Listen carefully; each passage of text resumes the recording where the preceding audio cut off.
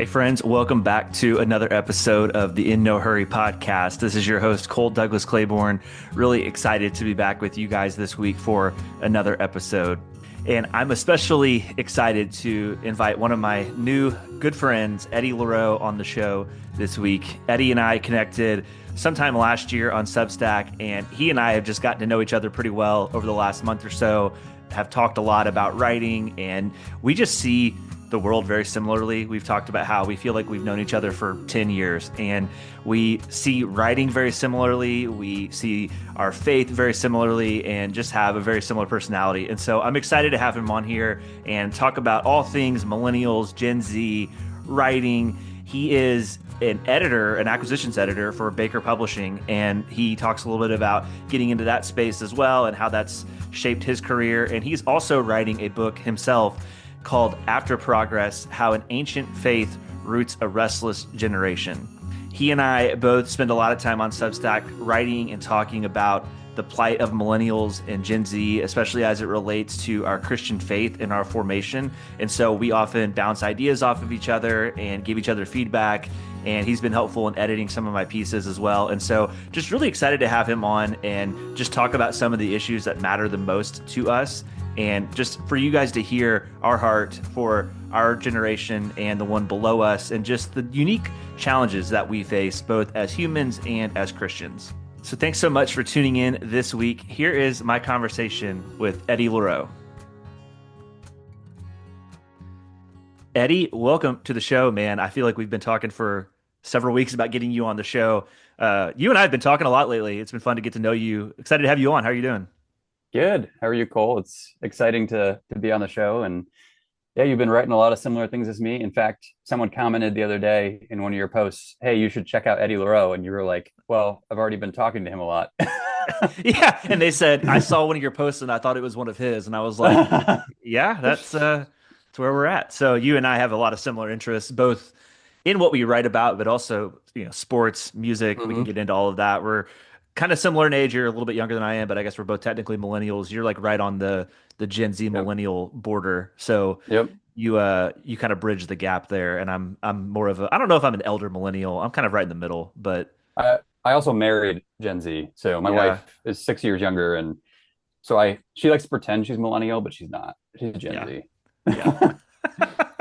Yeah, my wife is the same age as you, and Yeah. I feel like she kind of carries herself older a little bit. Like she's definitely more like millennial culturally. Although Yeah. she did not listen to the same pop punk that I listened to growing up. So like there'll be Yeah. times whenever I make mention of like Mayday Parade or the Starting Line, and she didn't know Oh, who the Starting Line was until Taylor Swift referenced them in one of her songs recently, and I was like, oh man, that was like who I listened to all the time in high school. my wife thinks that my pop punk music is a little too heavy, a little too angsty, and I love listening to it. So yeah, Starting Line, Island, one of my favorite songs of all time. So Yeah. Yeah. The Best of Me was one of my favorites. I had that played mm, like I made sure the DJ played that at my wedding just like to dance to. I had a bunch of like mid 2000s emo yeah, punk rock songs that I was like, this is my wedding, so I want you to play these songs. yeah, it's funny because when I wrote that piece, we're now the middle class. I think you related to that one a lot, Yeah. and there's like a nostalgia. Like when I listen to Starting Line, when I listen to Senses Fail, like it's so crazy that I can kind of be transported back to Hmm. ninth grade. I'm sitting in my bedroom listening with my headphones on and feeling this angst. And I just think there's something interesting about being millennial, and that we were growing up at this time where there was heavy angst about our hometown, about Hmm. the girls that we liked and how terrible school was. And but then now that we're older, right, we're married now, and it's like, wow, I have a mortgage. Or like maybe some people don't have a mortgage. I'm trying to get a mortgage. It's like those things that we were anxious about and angsty about, like I almost feel like when we listen to this music, we go back and we're like, wow, I missed that time where I was just worried about, Yep. you know, hating my hometown.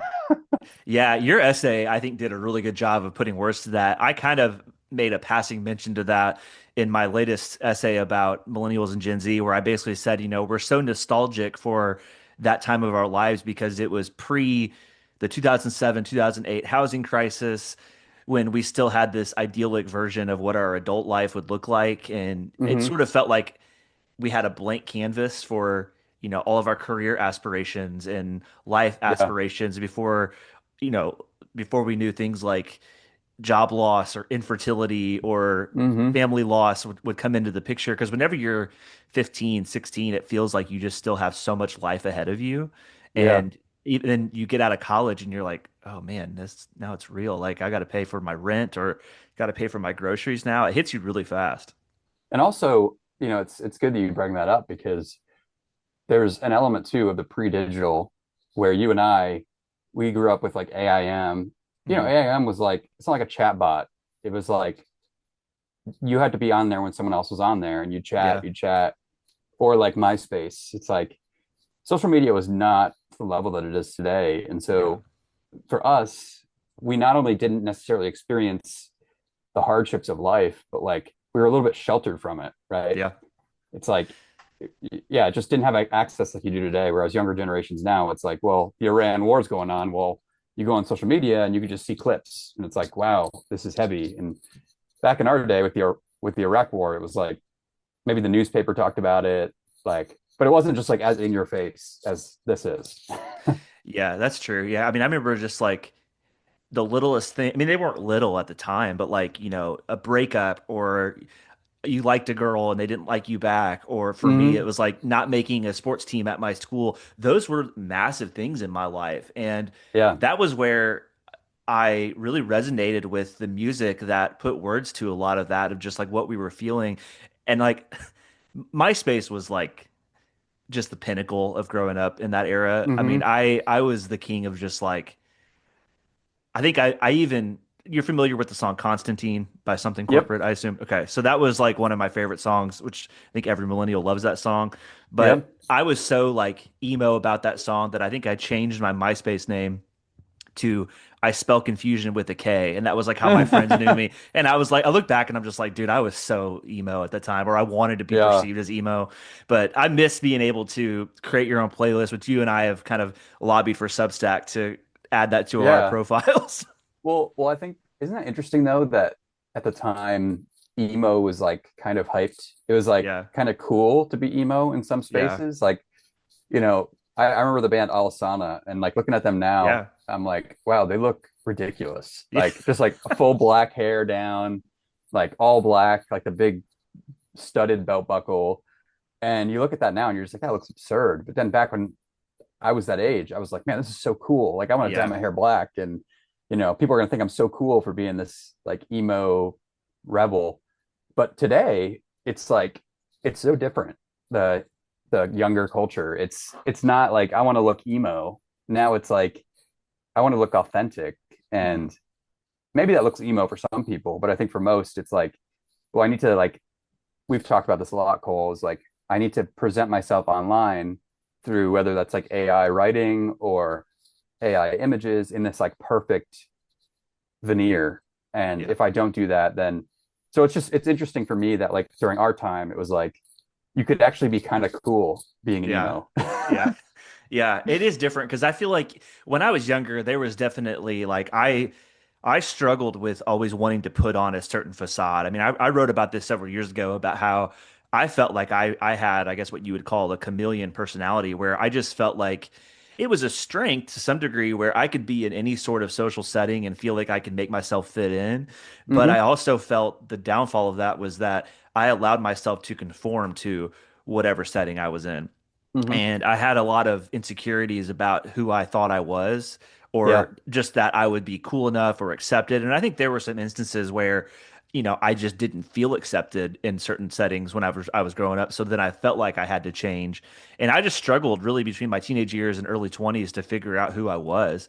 And I Yeah. would say when I finally met Emily, my wife, that was, I started to feel a lot of confidence because it's like, hey, this person just loves me for who I am, and I don't have to be anybody different. And there's a Yeah. big level of confidence that comes from that. But I do have empathy for people that struggle with that. But yeah, you and I have talked about just in our writing world, people that kind of present themselves differently to sort of gain engagement or followers or whatever the case. But the Yeah. reason why I have such an empathy for that is because I've been there and I've tried Yeah. that, and I just feel like it's a shallow way to live. Yeah. And I've I've talked about this with you is like, I just want people to write what they want to write. Yeah. Like, look, if you want to write an essay on like why shoes are like the key to understanding like the modern world, like go do it. Like that sounds fun. Yeah. Like I just want people to do that, and I think A people would be way theology of happier. shoes. Yeah, well, I think they'd be way happier if they did that with their writing rather than like, hey, I need to write like everyone's writing poetry, so I need to publicly put out my poetry now. It's like, do you really like that, or are you wanting the attention? And that to me is a huge yes, erased. What a Yes. That's going to be framed Yes. when the world falls apart and the ancient aliens come and land on Earth, and that's the like one thing that's preserved is erased. They're gonna be like, what men of culture?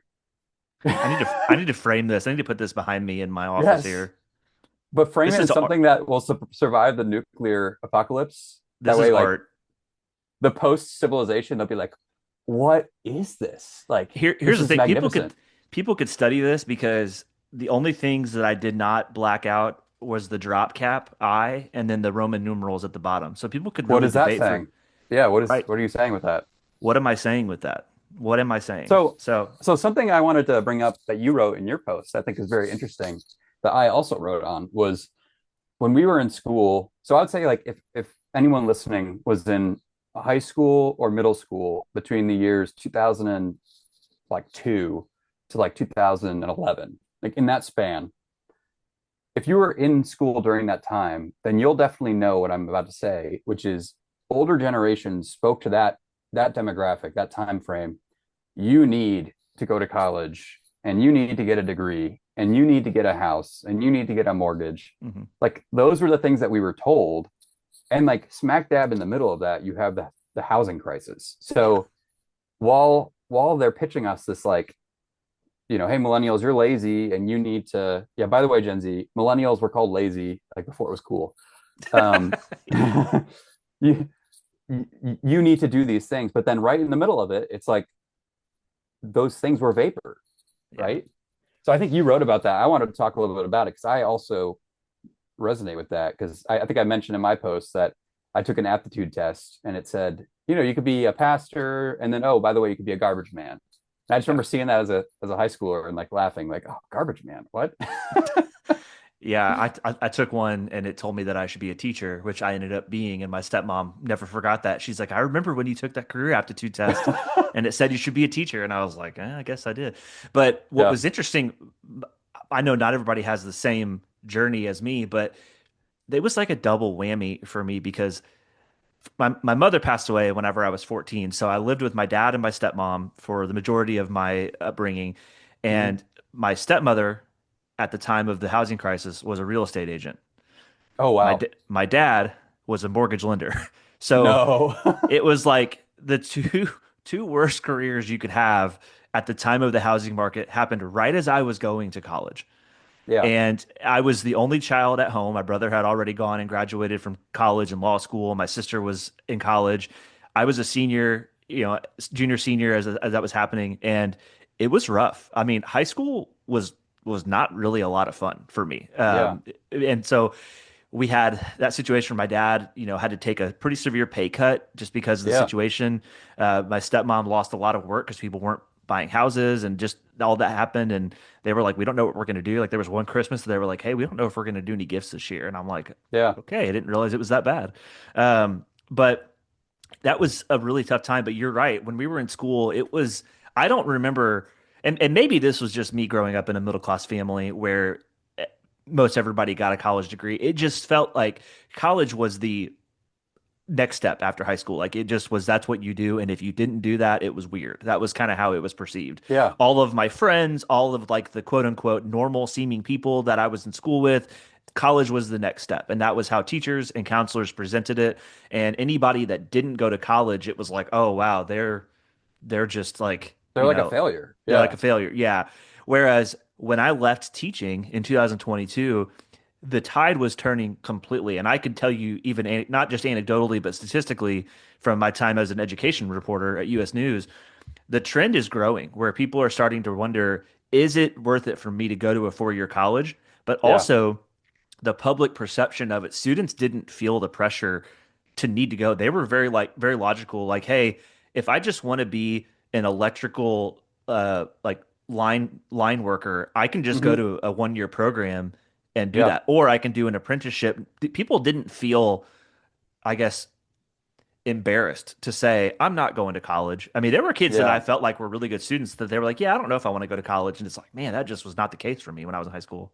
Yeah, I think just to, I guess, in one part explain, because maybe there's some younger listeners who don't know what we're talking about. So with Yeah. 2008, what Cole and I are referencing, which is important because I'm going to tie it to college, is mortgage lenders were basically giving out mortgages.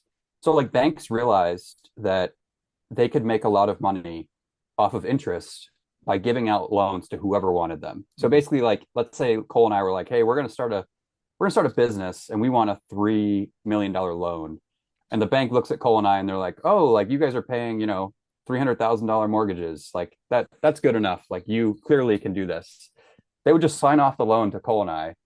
And then as over time we would default because we couldn't pay. Mhm. Let's just say we couldn't make the payment.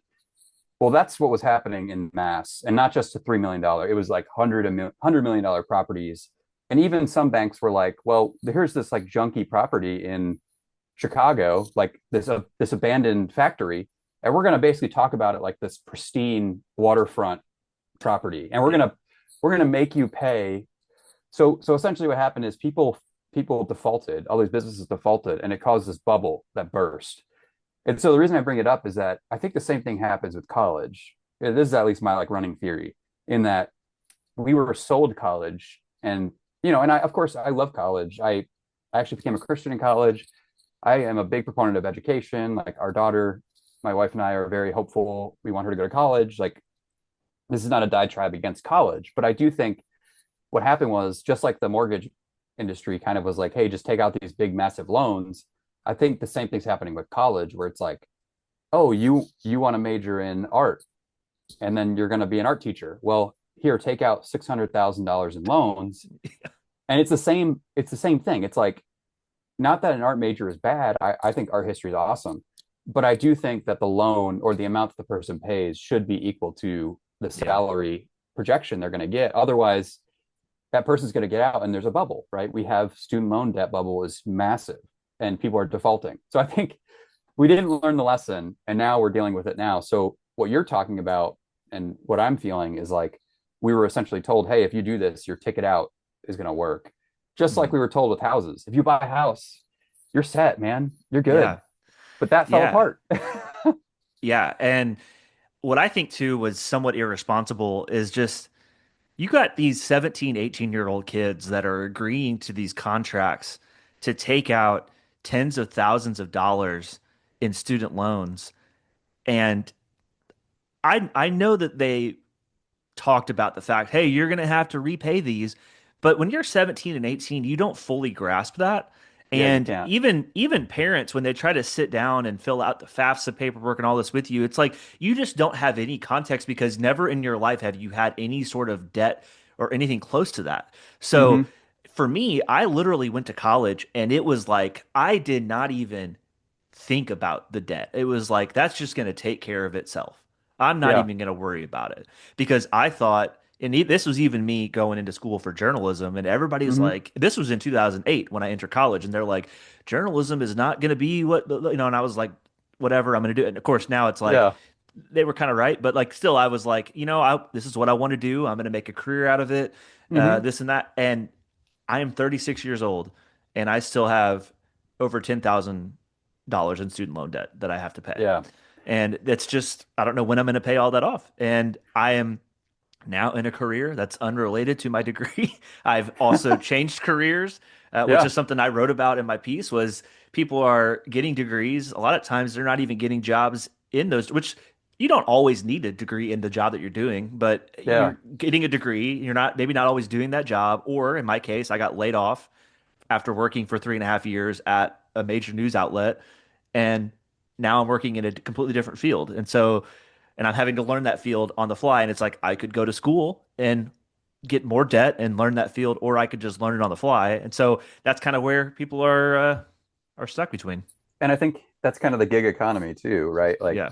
millennials were kind of the big gig economy people. Back in the day, it was like, well, I'm just going to do this one job. I'm going to work at, Deloitte, and I'm just going to be there forever. But millennials, as we realized, hey, some jobs aren't enough, or hey, I need to pay off my student loans, we started doing, I think of like Peter Parker, right? Like Yeah. quintessential gig economy. He's this student, and then he's like on the side, a failure business delivery or a pizza delivery boy. Like Yeah. that's kind of the quintessential like gig economy to me. And it's, you see a lot of Uber, a lot of DoorDash, a lot of people having to pick up these extra side jobs just to make ends meet. But yeah, I think with that, our generation really was sold kind of a bill of goods that was not what we were told it was. And now we're starting to realize that. And so kind of what I was going to get at with that is I do hope that people realize that you don't need to. I think there's also this propensity for people to think I need certain number of degrees to be intelligent, or I need certain number of degrees. And I think what's going to stand out more and more in the age of AI is people who are actually well read, who are actually good writers, not necessarily Mhm. the people who have the degrees. Because I just saw the other day that people are saying, I don't know the exact statistic, it was over 50% of not just regular college students, but Ivy League school students are using AI on papers and stuff. So it's like it cheapens education. And so not only are you taking out these gargantuan loans, especially at Ivy League, but you're not actually getting anything for it. You're Yeah. getting an AI degree. Like that's at the end of the day, it's Yeah. useless. I, I've I've had conversations with my brother about this, who he's an attorney, so he went to law school and he went to Indiana University, both for undergrad and law school. But he was looking at some Ivy Leagues for law school. He had a friend that went to Harvard for law school, and just in my time at US News, when we would do the annual college rankings, obviously a lot of Ivy Leagues and Mm-hmm. prestigious, highly selective schools are ranked high. But I don't know that I would, if I had a kid who was going to college, I don't know that there's a whole lot of value in going to an Ivy League versus any other school, because you're Yeah. paying a lot more for something that you can just get, like you said. I mean, there's a whole diatribe I could go on this, about just value of education, but Mm-hmm. I don't know that, like, going to the prestigious schools is what it once was, because I don't know that Yeah. it really matters. Like, you can get a degree in whatever you want, especially like for me, I went to Western Kentucky University, which is a regional state school. Is that the But I went to, Hilltoppers? yeah, the Hilltoppers, exactly. So I've got my whole gallery wall next with all Yeah.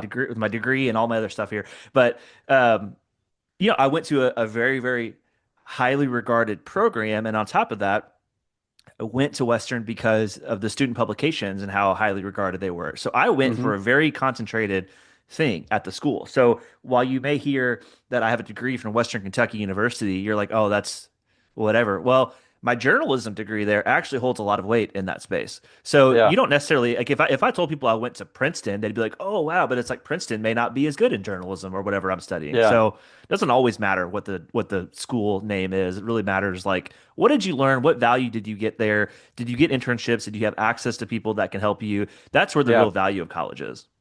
So another thing about this that you and I have talked about on our own, but I think would be worth sharing for other people is not only were millennials and now Gen Z fighting this economic battle, but also there's the mental health battle, right? Like Mhm. I think Freya India, especially, she's written about this where, the rise of the internet and things like that, where and other people have written about the narcissism of kind of American culture. Mhm. But I think along with that, so you have the economic disparity that like we're told, hey, you need this to be successful. We get out into the world, we don't have it, and we feel like, wow, we can't make it. So there's that.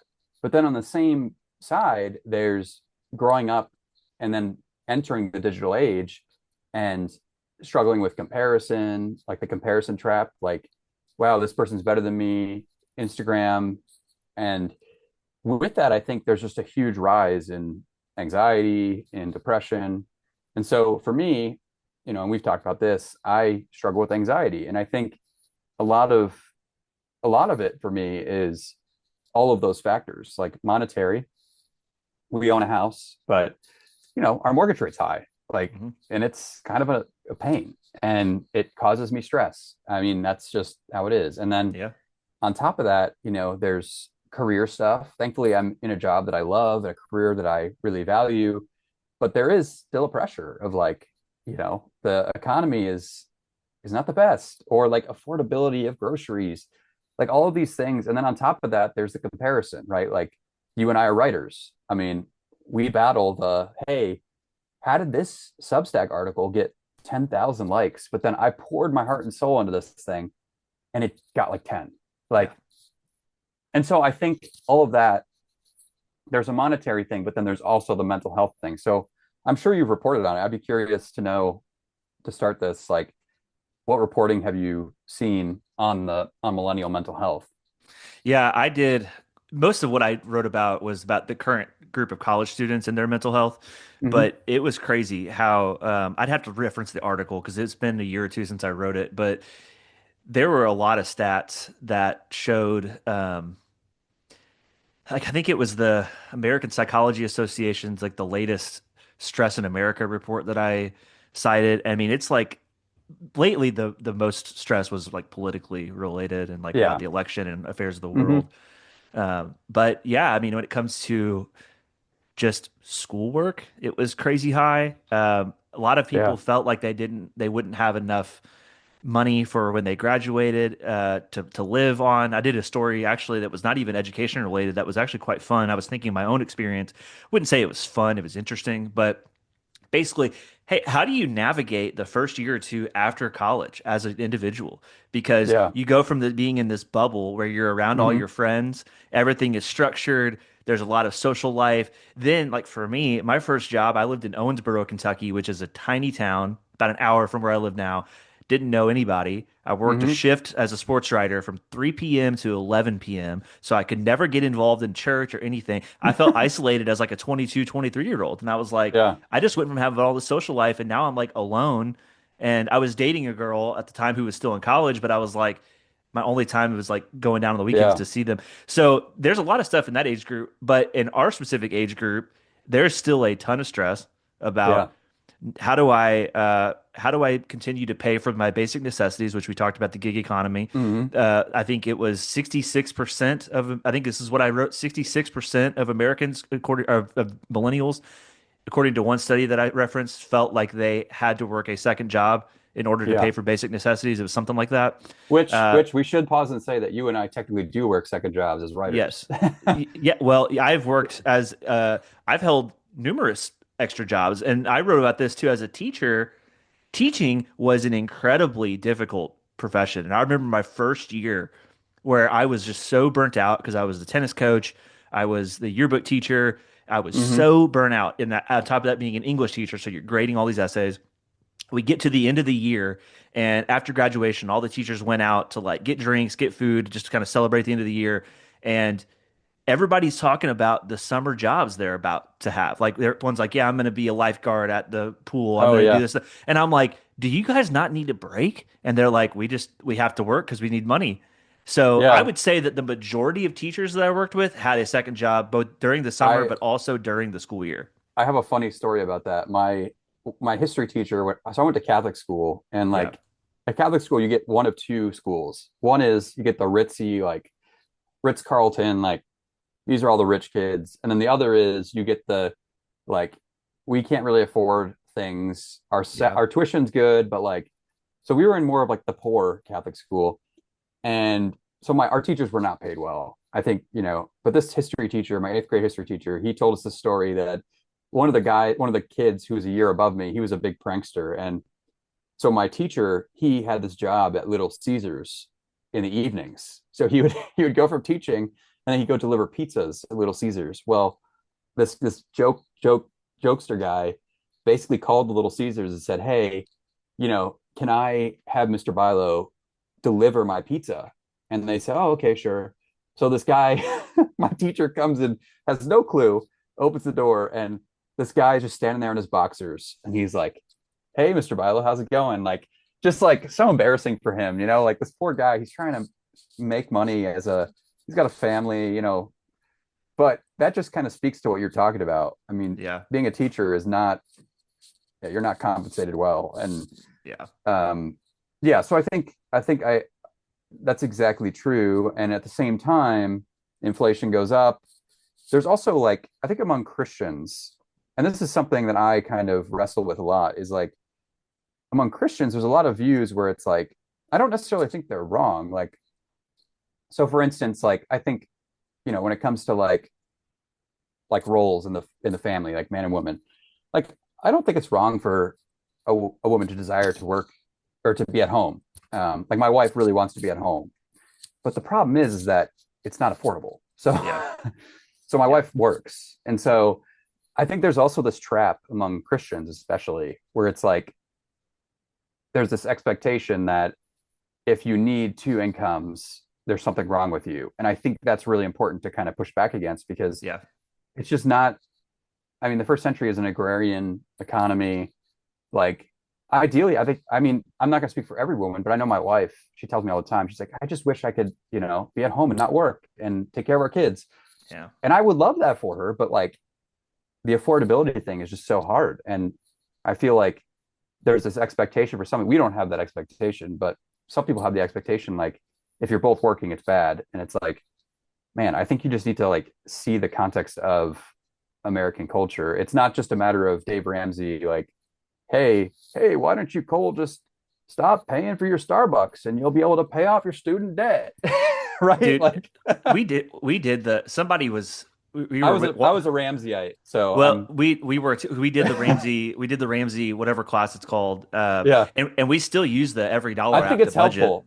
Yeah, I Yeah, think I it's mean we very still use helpful. it to budget, and I mean it helps us like make sure we put It's everything in the it's right just his bucket. podcast that it's just like cringy. Like Dude, he is like there's so many things I could say. Like he is, to put it simple, he is out of touch with yeah, the reality that we live in because somebody called it, which we don't have any kids yet. And I yeah, know this all kind of started, you were asking about kind of mental health, but I guess this kind of all goes into the same it bucket. does. But Yeah. yeah, but somebody called in one time and was asking about, they mentioned how much they were paying for childcare.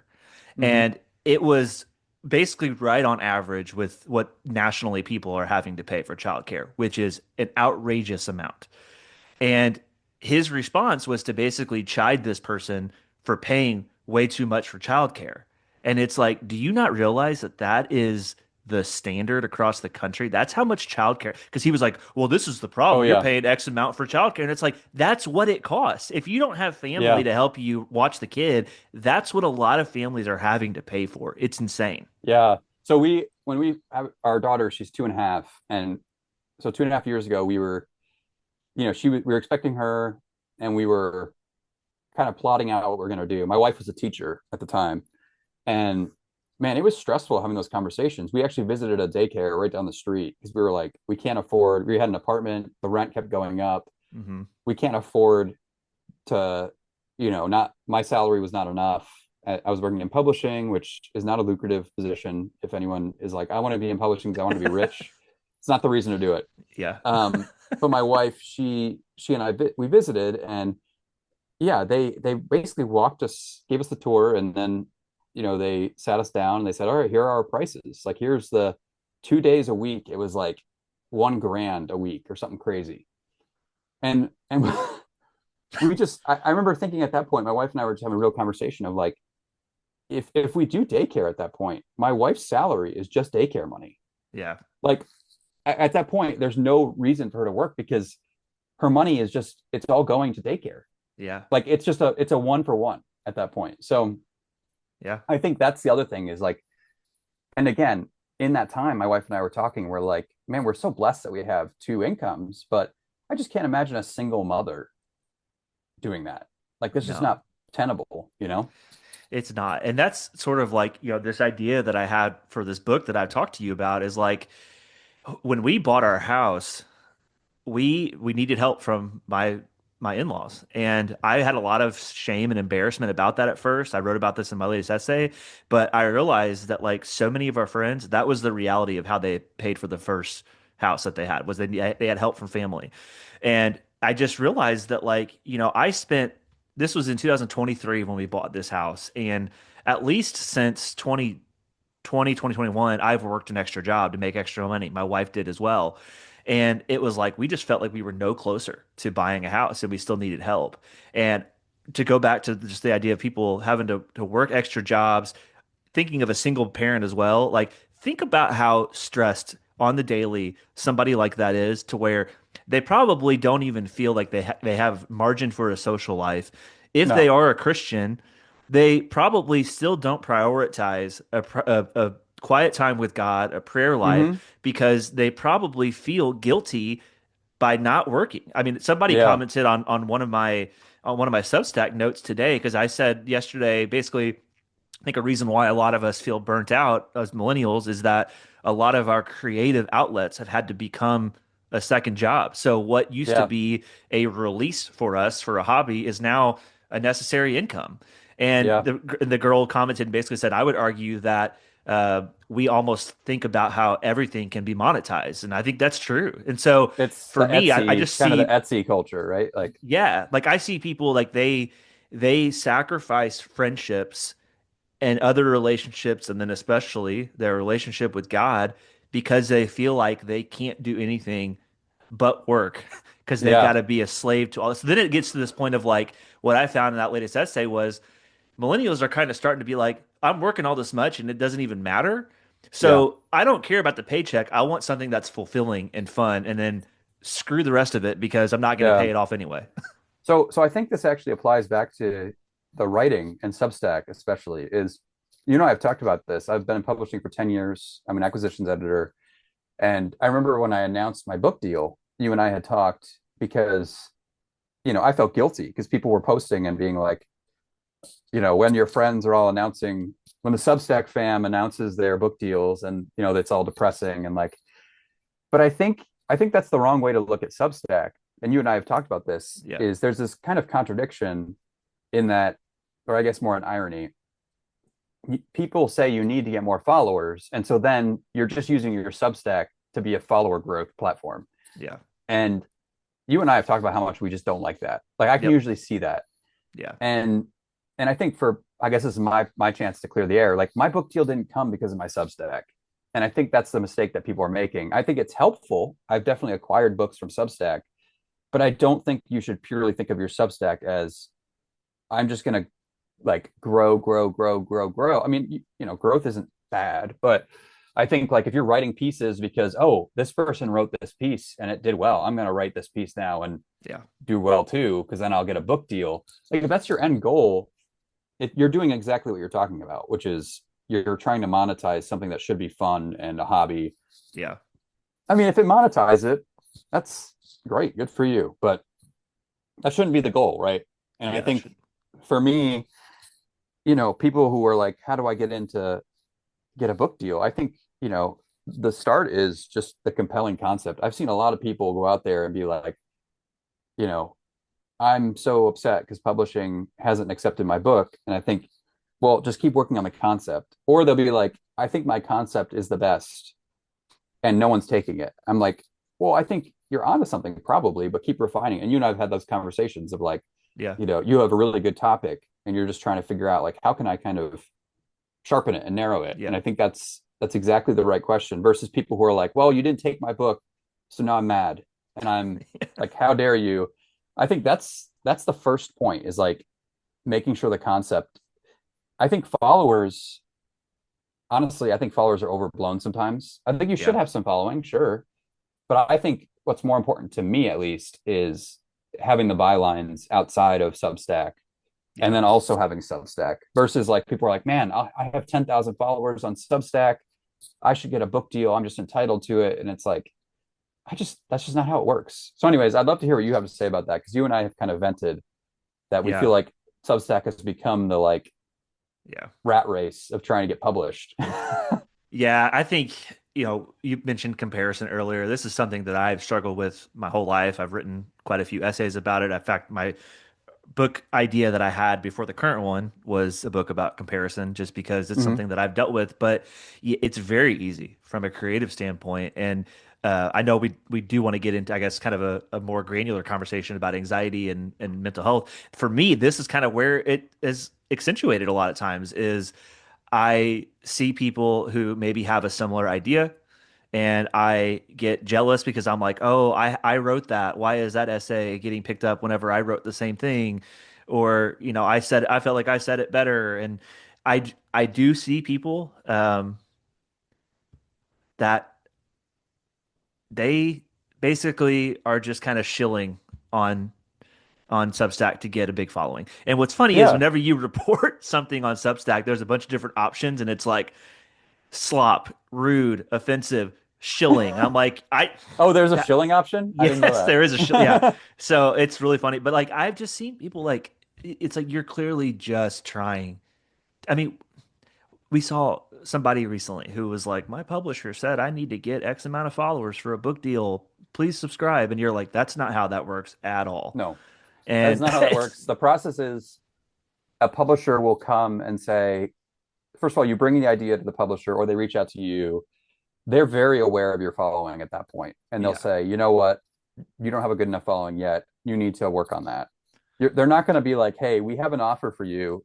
Just get like 300 more followers. Because at the end of the day, it's just like it does nothing to the yeah, actual book. Like, how many of those 300 people are following you because they want to support a writer who's yeah. issuing a call for help? Or how many of them are like, oh, I really love your writing. I'm going to buy your book. Yeah. So to Because the point of me, the following is to say, hey, maybe an X% of that are going to actually be buyers of the book. yes, exactly. And so that kind of sentiment is wrong. What matters to me more, I think, is engagement on your writing. Yeah. I think sharing of your writing too is another huge thing. Like if you are posting online and you get like 300 likes, but like no one's commenting, I think that's a sign to me that like maybe you're popular, but how many people are actually wrestling with your words? I think that's Yeah. a huge thing is getting comments and engaging in comments. But yeah, that type of approach just doesn't is not good. I think for me, the thing that I love about writing, and I wrote a note about this a while back, and I think this is where AI misses, is that, and again, you and I have talked, I'm not like an AI purist. I think if you use it for like grammatical purposes, I'm fine. I'm not against that. I think my Yeah. issue when I talk about AI is purely generative. And I Yep. just mean like if you use it to generate any text or anything like that or images, that's where my problem is. I think like when it comes to like Microsoft Word suggesting a spelling change, like I don't think that's like a problem. I think that's helpful using it in moderation like that. So, but what I'm have trouble with is when people use it to generate on Substack, and then what you end up doing is you bypass the writing process. Which for me, I just got done a walk, and when I walk or when I lift, I'm thinking about writing for some reason, Yeah. and I'll get an idea, and it'll hit me, and it probably takes about 3 or 4 minutes where I'm like, oh, that's very interesting. But then, like, as you start to process it in your head, you see these different areas you could go. And that's where, like, you get I call it like the sensation where you're like, Yep. oh, I need to write this down. So then I usually, I have, sorry, I'm going to be unofficial here, but like, I have my notes app and I have different things on notes. And one of them is my article ideas. And I just pull them out and I'll start a note, especially on a walk. I'll just jot down some ideas, and then any time throughout the day, yeah, I'll just This start. That's exactly it. this I'll is just start jotting. Sometimes I'll actually start the flow of writing. I'll just be like, okay, I'm gonna do this, and then this is yep, where my book idea, mm-hmm, I mean, you could see how many different notes that I mean, like this has been years of yep. ideas on here. And once you hit that, that's a really exciting time because you're like, oh man, this is actually real. And then Yeah. from there, I kind of transpose it into Word, and that's where I really start to kind of refine it, wrestle with it, look up more data. So when you're doing AI for generative text, you are missing that. You're basically saying like, what are my readers going to really like? And then you're like, oh, I think they really want to hear about this. And then you type into AI, generate an essay on this point, and then it spits out something. You just don't have that same experience that to me defines being a writer, Yep. which is writing for me is thinking. My friend Sasha, he just texted me this morning because he read a piece I have coming, and he said he's like Eddie, I'm always reminded of Jordan Peterson when he said writing is thinking, and I'm like that's exactly how I approach writing Yeah. is it's my thinking, and if you export your thinking to a machine and it spits it out. I just think you're missing the thinking process and then missing the writing process. Yeah. I mean, that was the premise of that essay I wrote last month that was basically titled Joy in the Creative Struggle. And that was birthed out of the growing trend we were seeing of people using AI. But also, it was the frustration I had of just being overwhelmed with growth hack content on Mm-hmm. Substack. And then when I launched a TikTok account and I've had an Instagram account for this podcast for years, but I started being active posting on that account.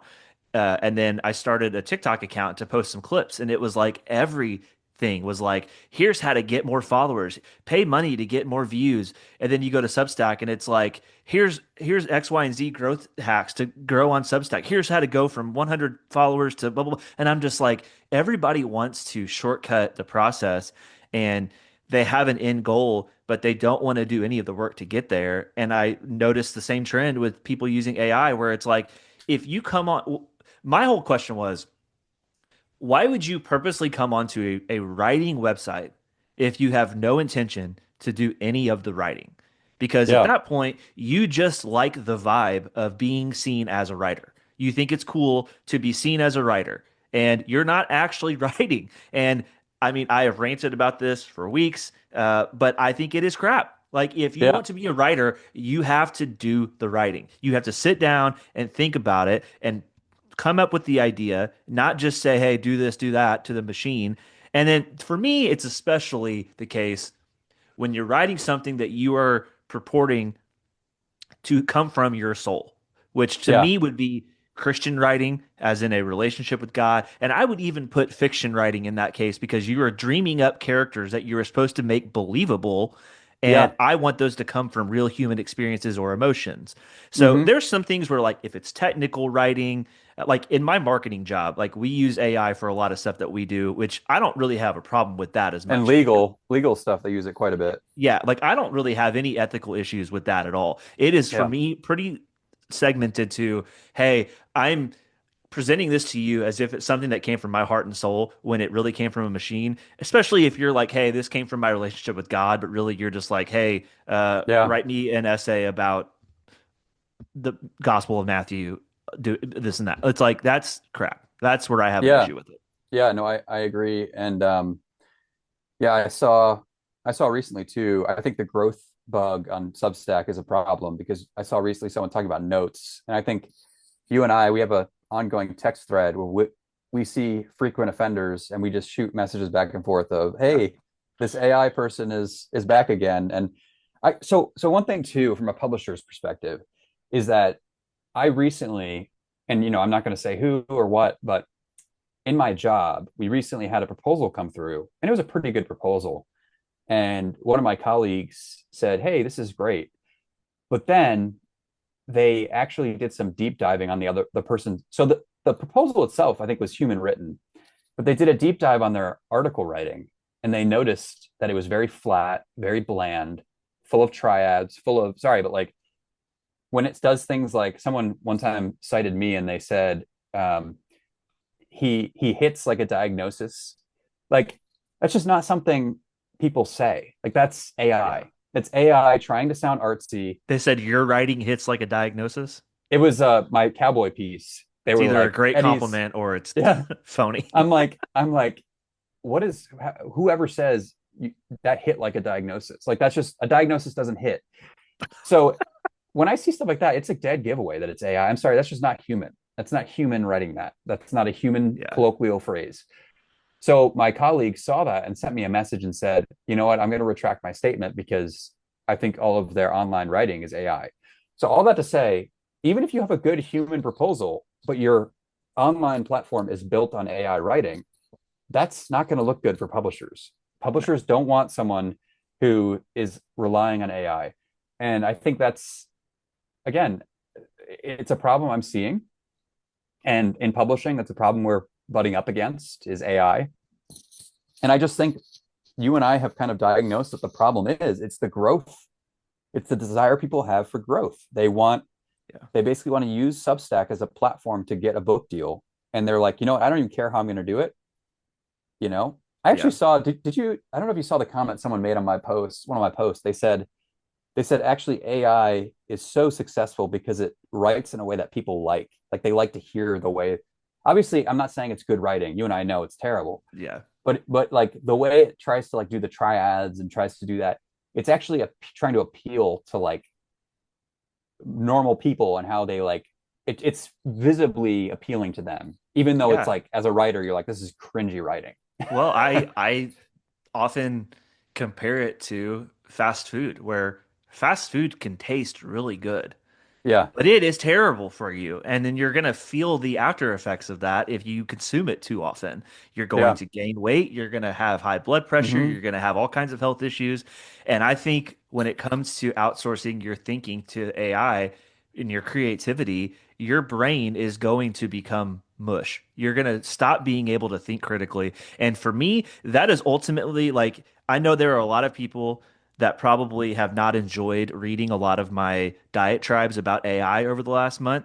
But the reason why I care so much about it is one, I care a lot about authenticity and I want to know that whatever I'm reading from people is their authentic voice. That's the main thing. But second to that is that I don't want people to become like Mildred in Fahrenheit 451, where they are Hmm. not thinking at all and they're just sitting there like a bump on a log and they're just consuming stupidity all the time and then producing stupidity because I Yeah, want us to be critical thinkers as a society. Because the thing that bothers me just about much as anything is when people make fallacious arguments or they don't think critically about an issue. Like, for instance, right now, I'm a Chicago Bears fan. All of my friends keep trying to troll me about the Bears are going to move to Indiana. They're going to be the Indiana Bears. Blah, blah, blah. Like, first of all, if they move to Indiana, they're not going to be the Indiana Bears. They're still going to be the Chicago Bears. Whole other issue. But like, there's just so many nuances to these issues that people don't want to get yeah, into, and I think that's one issue. But like, I see that all the time where people don't want to engage in nuance, and yeah, to me, that is where, like, when I taught English for 5 years, the main thing I taught was,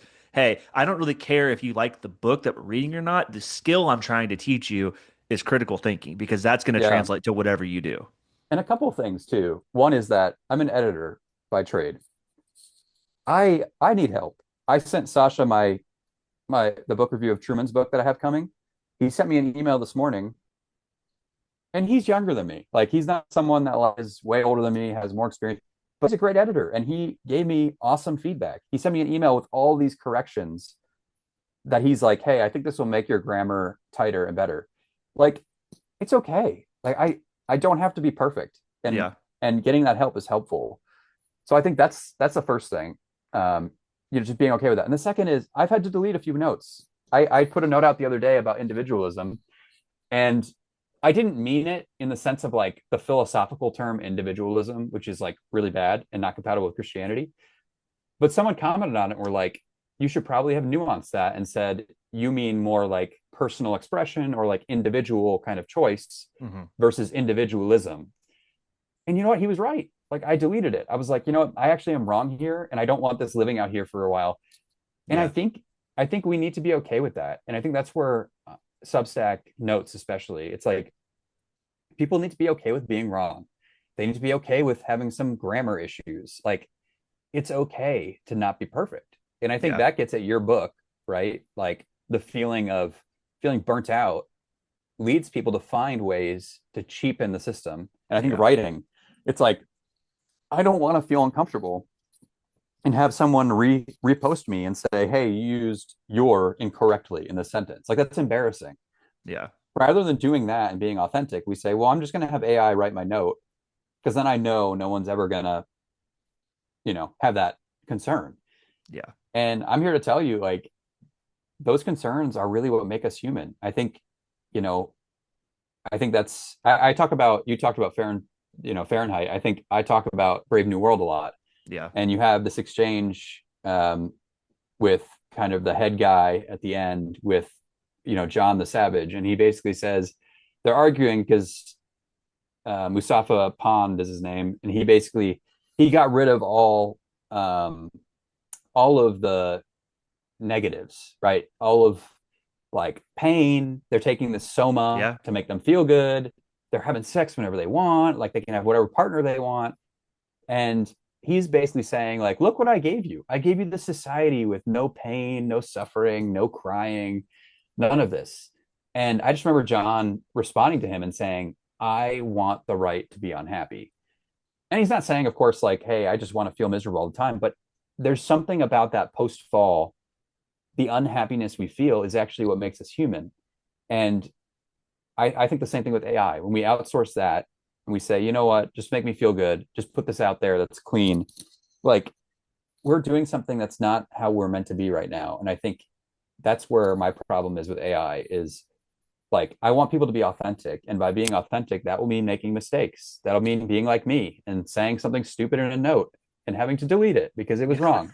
Yeah. Like, Or like me, whenever I sent out my essay on Monday and I had like 5 or 6 typos that I noticed afterward. So did anyone that say anything? happens. No, I mean, Okay. no, no. I mean, the email was already out, but like I can go back and edit those on Yeah. Substack so that they're proper grammar. But it's like, I wrote it and then I even had you edit it. So Mr.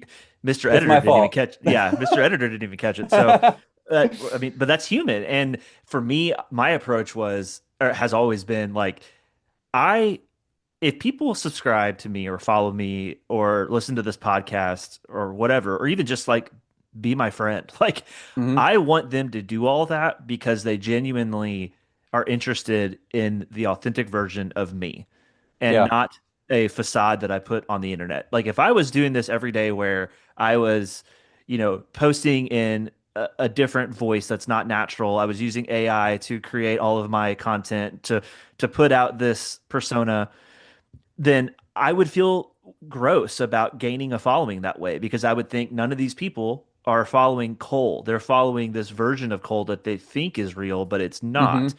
And so I may have far fewer subscribers or followers than somebody else, but I would still value that far more than having 10,000 followers of people that think that I'm a different version of myself than I am. Yeah.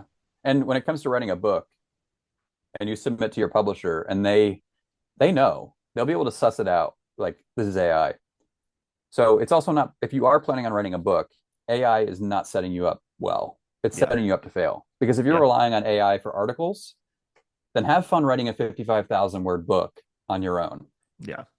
right? Like Yeah. that's just the nature of it. And I Well, and also, think, like, are you going to feel proud of that? Like, you get a book in your hand, you're holding a book. Like, are you going to feel proud that this is a book you wrote and it's got your yeah, name on it? I mean, people are going to congratulate you for it. You're going to say, thank you. Yeah, I worked really hard on it. Like, no, you yeah. didn't. You prompted AI to write this for you. And I want to take this moment. If anyone, the only thing I want people to take away from this talk today is stop using stinking AI images for your cover images. Like just go online, do a Google search and change it so you can have creative rights, free creative rights, and just search for an image. Like it's not hard. Or be like Eddie and have a friend that can design all of your art for Yes, you. he does do that. That is helpful. But I Yeah. just think like stuff like that. It's like when you and I see that, like I'm not going to read an article if there's some AI John Calvin on the front of it. Like I don't want to read that. Yeah. I will say too, like on Substack, there's a pretty big gallery of stock photos to find. I mean, like I On literally, Substack. yeah, like if you use like there's a like stock photos, like the one that I use. Yeah, do you never check I that whenever didn't you? know that. Yeah, yeah, like if you go to put an image in there, like you could upload your own, or you can search I stock didn't know photos. that. So like the one that I used for my last essay, I literally typed in house abstract, and that was how I found that. What? That's a And game so, changer. yeah, I mean, I searched millennial, I searched millennial struggle, I searched all these different terms to see if I could find a photo. Almost every single one of my essays, I use the Substack. The platform is called Upsplash. So if you ever see that, that's like Substack. I guess Substack has a partnership. I guess it's sort of like Getty Images or like some Oh, is it other wires. Unsplash? You said. Unsplash. What did I say? Yeah, You said Upsplash. Unsplash. That's Yeah. where I find my images. Is Unsplash. Okay. Well, yeah, it's on. If you go to the stock images on Substack, then it's all like so and so. Like it has like a photo credit, Unsplash or whatever it is. Upsplash, Oh, I Unsplash. was typing that in myself. Oh, yeah. That's I mean, you can, embarrassing. yeah. So like the house, the really cool house photo that I used for mine, like that was from up slash unsplash, whatever it is. Yeah. So I think I think that's, and you and I talked about this, like parasocial.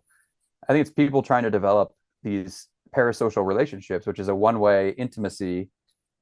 And the way you tell is if something happens and people just rush to defend a person, or they like feel hurt because someone's being questioned. It's like anything like that is a telltale sign. Like if that happened to my wife, that makes sense. I'm very intimate and know my wife. Yeah. Like if I'm defending my wife, that makes sense. But like if let's say you used AI and someone called you out, and I just like go online on this rampage and I'm like, how dare you accuse Cole? Like that is just like you're insinuating his character is horrible. Like that would be a very like unnatural, not normal friendship. Versus like if I texted you and said, "Hey, did you use AI?" and you're like, "Yeah," and I was like, "Oh, well, maybe we don't do that again." Like Maybe that's don't do that's that more again. normal. So Yeah. I think the parasocial is huge too, where it's people wanting to develop, create a persona of themselves, sell it, and then people buy it. Yeah. You've written quite a few essays that I've like really enjoyed, and that was one of them that you wrote recently was about the parasocial generation, parasocial relationships. And Mhm. yeah, I think it's very easy to see that on a platform like I Substack. know. I wrote it. I told you this. I wrote it thinking about like the far right guys. Yeah. And then after I finished it, I realized, oh man, this is everywhere. I even Like fall the for it. groipers or whatever they're called. Yes, that's what I was thinking of. And then it ended up applying to like tons of different people that I was like, oh, this is beyond what I actually wrote about. Yeah, that's interesting. I know we're getting kind of Yeah. long-winded. I don't know how much time you have, but I did want to get into we talked about kind of early on just the idea of talking about anxiety. This is something you and I both have Yeah. struggled with. We both have written about it. I think this is an important conversation. I know it's kind of a weird pivot, but like Yeah. we're two guys that struggle with anxiety and have been Hmm. open about it. I don't know. I don't know where to go, how to open this, but it's like Yeah. I feel like it's something that needs to be talked about. Like, Yeah. I hey, it's can, okay if you deal with it. yeah, I could share a little bit about my story. I haven't written full length detail on it, but I'll share it here. Probably about 15 years ago, or maybe more than that. I was a big basketball player in high school, and I would go to basketball camps every summer. And I remember one year going to basketball camp and just in the evenings, just having this like lumpy feeling in my throat, not being able to breathe. And at the time, I thought, man, there's something wrong with me. Like, and my parents are both doctors, and they, gave me the once over, and they're like, yeah, you're fine, you're healthy. Yeah. And I think it was during that time that I realized, like, it got to a point where I was too afraid to go and spend week camps away. And so, my parents were really like pushing me to like do it. Like, you need to do this because you need to kind of overcome it because it's anxiety. And it was then that I really realized that I struggled with it, especially with the physical effects. And through college, it kind of came and went. It wasn't that bad, but I noticed for me, I'm an internal processor, so I'll do things, and I also have ADHD. So I'm like, hey, I'm going to do this thing, and then I'm not going to like think through it. I'm just going to do it. And the problem is if I don't do that, then I don't process it, and so I don't think about the result. And so Hmm. like it could be negative. And so throughout my life, I've seen with big milestones, my body reacts like the birth of my children, signing this book deal. Like I'll go through seasons where I'm waking up in the middle of the night and having kind of adrenaline rushes and then panic attacks. And something that was kind of a breakthrough for me recently, and I posted about this and it seemed to resonate with some people, was we kind of live in the comfort economy. And I used to think, man, I don't deal with that. But I do. And what I mean is we prioritize comfort over everything else. Like we Yeah. just want to feel comfortable. Yep. And I used to, I've written about it and it's like, oh yeah, everyone else feels comfortable, but it's actually me too. And something a friend of mine helped me realize is like when I wake up in the middle of the night and I feel anxious, rather than being like, oh my goodness, I don't feel right. I need to feel right. I need to feel good. Rather than feeling that way, I need to be okay with being uncomfortable. Yeah. And that's something that I'm really trying to wrestle through right now is like when I feel the panic attack, can I just sit and trust in the Lord and say, okay, I don't feel good. I don't feel right, but I'm okay. And I think to me, that's something I'm going through right now. So just being candid, that's kind of my struggle right now is even with the book deal, like it's exciting, but I had a couple nights where I couldn't sleep. Yeah. Like I just Well, I and you was also feeling just the welcomed a new child into your life like 3 weeks yes. ago. So And my friend was telling me that and I didn't know this, but it makes sense that the cry of a child is one of the most anxiety inducing things in a person. yeah, I believe it. So, yeah. So that's my journey. I'd love to hear about yours. Yeah, I mean, I think I've always somewhat struggled with it. I was the youngest of three kids. I dealt, my parents got divorced whenever I was 10, and my mother dealt with a lot of different mental health issues. She also dealt with Mhm. alcoholism. And so the last like 4 years of her life, I really wasn't able to like see her because she just had so many issues herself. And so she was a great mother, but had her own issues, which I've been able to kind of see as an adult. Like, she was just kind of messed up, and that's just kind of how it was. But it was a not a fun upbringing from like 10 to 14 until she died, and then kind of navigating that with my parents. It was tough being the only child at home. So I think I just always dealt with like, man, I'm not the same student that my brother was. I didn't, excel in some of the sports that I wanted to, which really was a motivating factor for me to become as good at tennis as I was, because I was like, nobody else plays tennis. That's an area of like uncharted territory that I can conquer, which I Yeah. ended up loving tennis. But like that was part of the motivation was like, okay, I've tried baseball, tried basketball. I'm too short to be good at any of those. I'm going to try tennis. And I was actually good at tennis, so it worked out. But I've struggled with comparison, which I think would feed into a lot of my anxiety as well. But I think just as I've gotten older, I struggle with ruminations. Like if there's things that like bother me, it's hard for me to get past them. It's hard for me to not Hmm. fixate on them. And that was sort of where it hit a head a couple years ago was I just was having really bad ruminations about things like that had happened in the past. And it was hard for me to look past that. And so I was going to my therapist and like it was helping, but I would still like not sleep some nights. And he was like, I think we need to expedite this and get you on some medicine. And so Hmm. that finally started to help. But yeah, I wrote about this last year because there was a golf tournament a couple years ago that I was playing in. It was like a golf scramble, and I didn't sleep at all the night before. And I was just like, I don't want to go play in this golf scramble. I feel awful. Was it And physical? Like, did you have physical symptoms? yeah, like I mean, I Okay. was just like, whenever you're like almost like whenever you are going up like on a roller coaster and you have that Hmm. like pit in your stomach. I Yeah. mean, it was just constant, like where I just felt like this buzzing sensation in my stomach and like I Yeah. just felt tingly throughout my body. Like I really could feel the anxiety.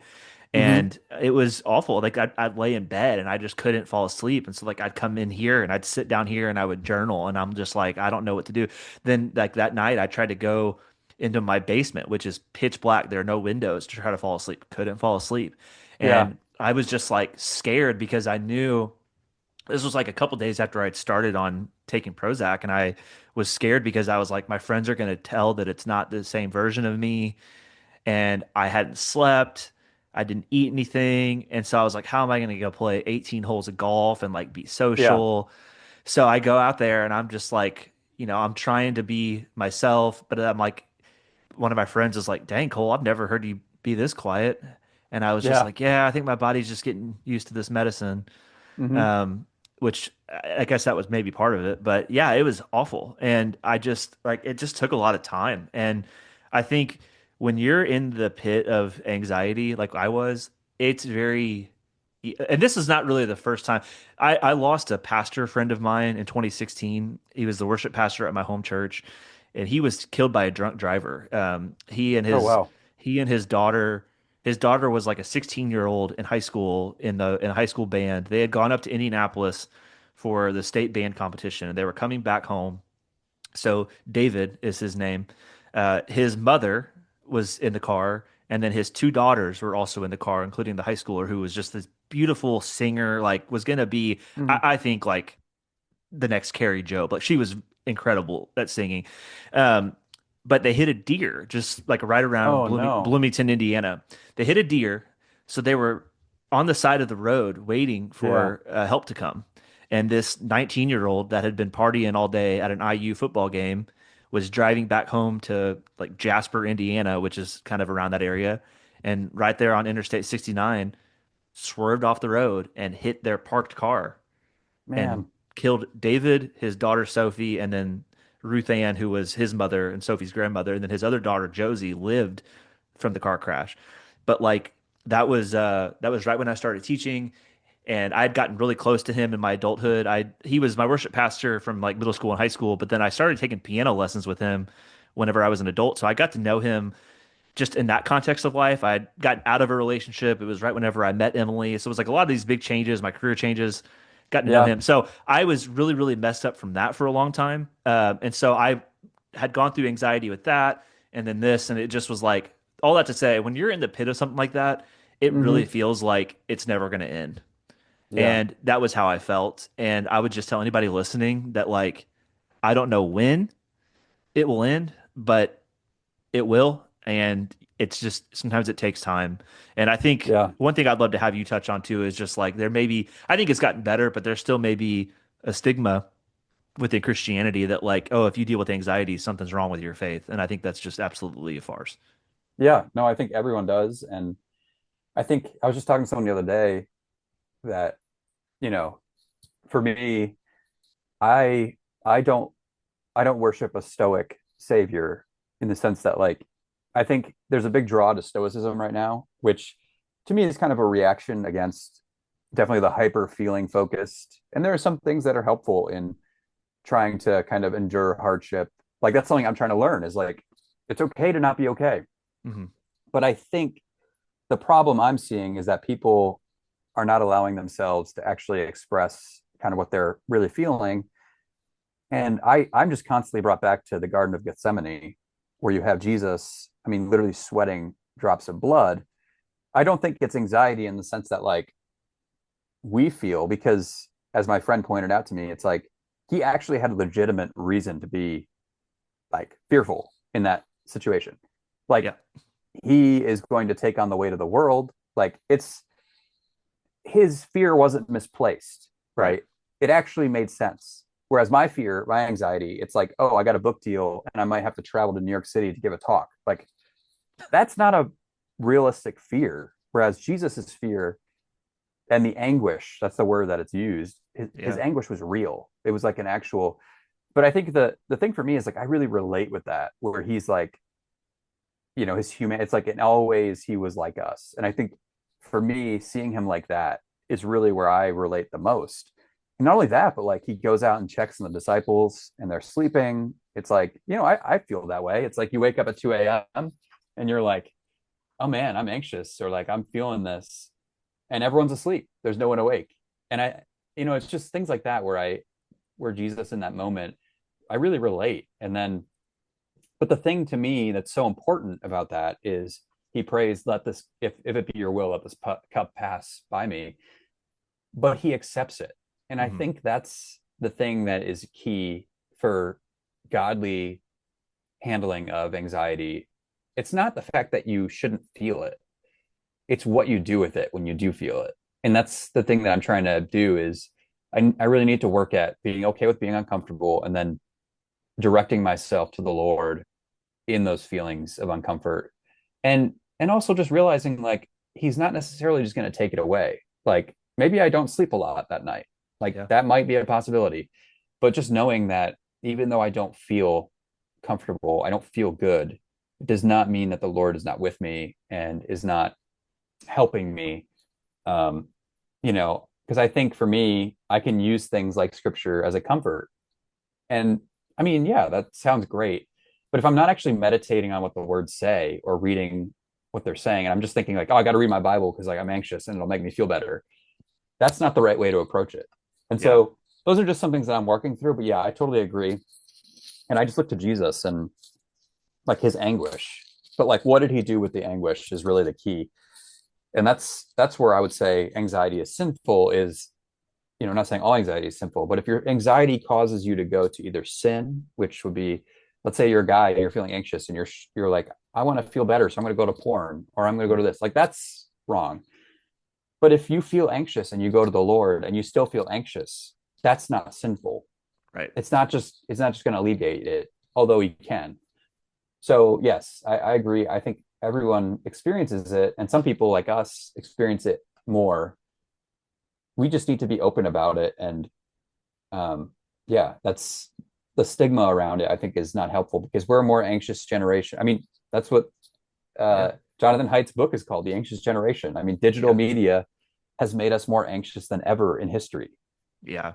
I mean, I do think a lot of it for me comes from being on social media, Hmm. the comparison aspect. I start to feel like, for me, writing a book is something that I really want to do. It's a big goal of mine. And so Me too. like seeing that I like knowing where I'm at in my process and then seeing other people seemingly further away, like it has taken a lot for me to be like, look, I need to, I forget where I've read this. I've read it multiple places, but like just the idea of actively celebrating other people Hmm. has really helped me because it's like you getting a book deal does not mean that I won't get a book deal. You Yeah. know, like, and then for us, like, we're dealing with infertility. Okay, my friends have children. That doesn't mean that, like, we don't get to have children now. It's not like there's a finite amount and it's like, oh, they got three of them, so now we don't get to have any. It doesn't work Yeah. like that. So I Mm-mm. think I've learned to just appreciate that every single person is truly on their own journey, Hmm. and their journey is not a threat to mine. And I think about the analogy that I think about a lot is I forget, maybe it was the 2016 Olympics. I don't remember. It was some summer Olympics where Michael Phelps was swimming, and the guy in the lane next to him, there's an image where he is like he's like a South African swimmer, but Michael Phelps is focused on his stroke in his lane. The guy next to him is looking over at him, and and this guy had beaten Michael Phelps like recently, right before this race, and he's looking at Michael Phelps, whereas Phelps is focused, and Phelps ends up beating him in the race. And so Yeah. it was this idea of like Phelps wasn't worried about this dude next to him. He was worried about finishing his strokes, getting to the finish line as fast as he could, and letting it Yeah. work out how it was going to work out. And I think that's a beautiful analogy of if we start looking at what somebody else is doing in their own lane, we're going to slow down in ours, and we're probably going to get distracted and not do our lane as well. It reminds me of the Olympics with the Dream Team, right? I remember they were Yeah, playing. I want to say it was some country. I can't remember who it was, but the country was not very good compared to them. yeah, And I remember the guys would like were celebrating being posterized by Michael Jordan, and they like they were just fanboying in the middle of the game. Like, and there's pictures of them. They were getting dunked on, and like it's the same thing. It's like you need to play your game and not like that's the thing that bothers me is like people are like, wow, you're so famous, like dunk on me, this is great. My spirit is like, you're so famous, that's cool, like I want to do my own thing. Like yeah. I don't know, I think I totally agree with that. So yeah, that's just a little bit about, and we can definitely talk about that another time too more. Anxiety is a beast. It's Yeah. yeah. Big message I think would be just be yourself. Like Yes, it's so much cooler you can never to go be wrong yourself. when you be, and of course I don't mean that in the sense of like, oh, just like be, when I say be yourself, I'm of course talking about within the biblical, Yeah. you know, standard, of course. Yeah. Yeah. Don't just engage all of your sinful thoughts, but engage like your true personality, your true interests, and like, Yeah. I would love to be able to play guitar and sing and have that like cool aura, Hmm. as the kids say, of being like a musician. God didn't gift me with that, but he did give me the ability to write and communicate. So I want to do that to the best of my abilities and then let other people who are good at singing do that. Because I think that when everybody engages in the skills God gave them, that is what makes a beautiful Christian community is that we're Hmm. all engaging and celebrating each other's.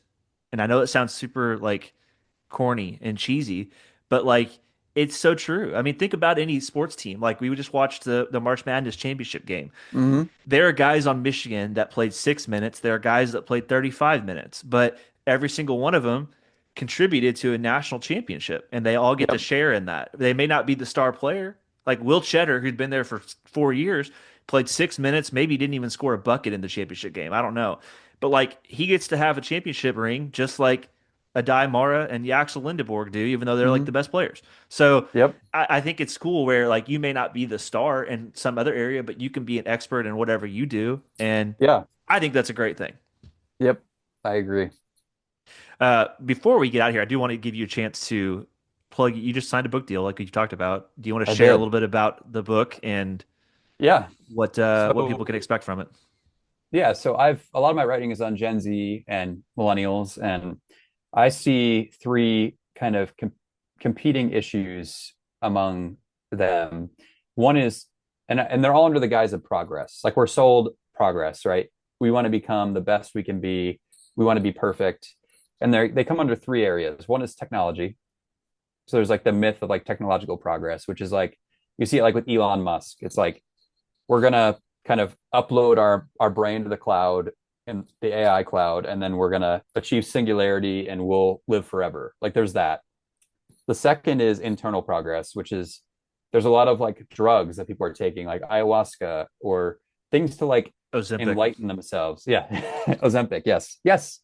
Um, and then the third I have is societal product or societal progress, which to me is kind of these major movements that like young people feel drawn to and they feel compelled to be a part of, but they're actually only a part of it parasocially, which is like, oh, like I'm tied to this leader or I'm tied to this figure, but or like I changed my profile picture and I have this logo on my profile picture that shows affinity.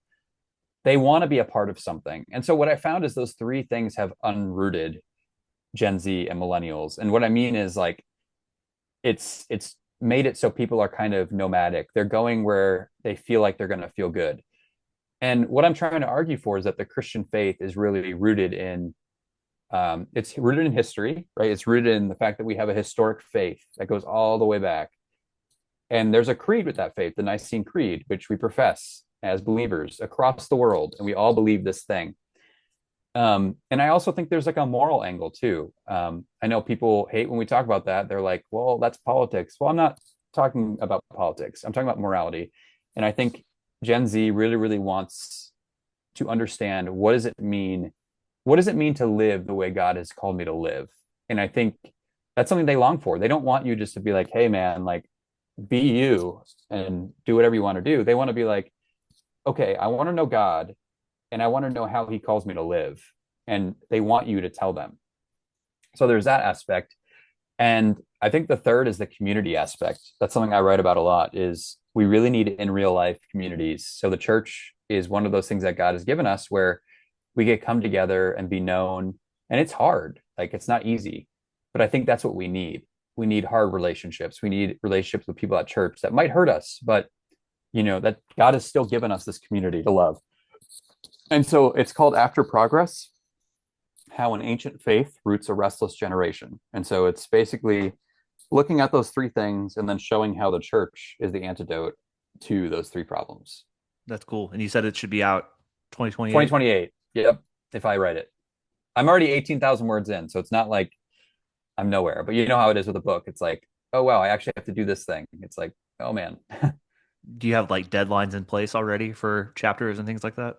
I like have days. So like Saturdays are kind of my writing days. So Okay. I definitely have deadlines in that sense. I'm more of like a when I feel the inspiration, I can just crank out like I didn't know if the publisher was like, "Hey, we need chapters 1 through 4 by X mm-mm. date." They just need the whole thing by April 2027.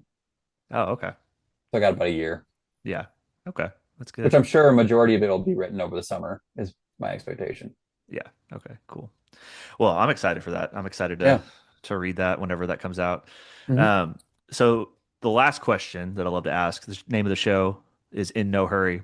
So my big focus is obviously preaching a message of slowing down. We talked a lot about Hmm. millennials and how much Yeah. we have to work and all that sort of thing. You're in a weird, not a weird, you're in a new phase, I guess. Not new, you've had a child before, but you're on paternity leave as we're talking right now. Um, so your life has been busy with adjusting Yeah. to a new child in your family, but kind of in your normal life, whenever things just kind of get hectic and busy, what are your go-to rhythms to slow down and Yeah. just sort of relax? Yeah. I actually was just talking to a pastor friend about this yesterday, and he's like, how do you rest? And I'm really weird in that I rest by mowing. Okay. It's very odd.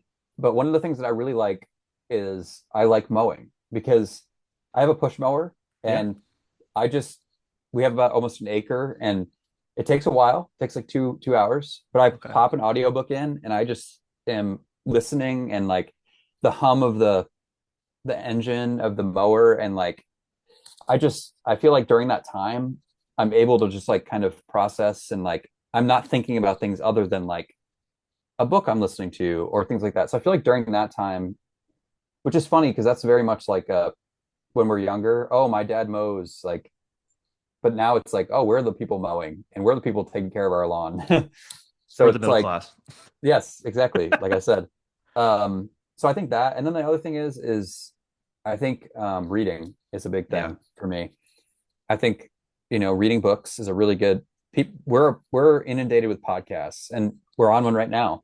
And I think they're very good, but I think we have to make sure that it's not our main, Yeah. like for me, I've said some things in this podcast that I would love for someone to be like, "Oh, you mentioned The Culture of Narcissism by Christopher Leish," and like go read the book. Like Yeah. don't just take my words for it. Like Right. so I think that's something that I really prioritize too is reading and slowing down, especially in this culture where it's like, oh, I want to listen or I'm going to read what someone said about it on Substack versus like actually read the thing. So I think those are two kind of things that I do right now to kind of slow down and, obviously praying and spending time in scripture. But of course, those are kind of probably the ones that people say all the time. So I figured I'd go outside the box and Yeah. definitely mowing. Yeah. I have this idea that like at some point I want to do like a compilation video of people's answers to that question and just kind of see it. I've had some people with really interesting answers. So Yeah.